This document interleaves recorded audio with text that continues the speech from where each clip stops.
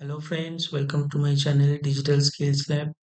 आज सीखेंगे जावा में स्पाई नंबर कैसे चेक करते हैं। तो पहले जान लेते हैं स्पाई नंबर होता क्या है। तो स्पाई नंबर होता है कि आप कोई नंबर डालोगे तो उसका जितना भी डिजिट्स है सबका सम, और जितना भी डिजिट्स है सबका मल्टीप्लाई करेंगे तो जो आंसर आएगा, अगर वो दो सेम रहा तो उसको हम स्पाई नंबर बोलते हैं। फॉर एग्जाम्पल 1124, इसका हर डिजिट का सम 1 + 1 + 2 + 4 8 होता है।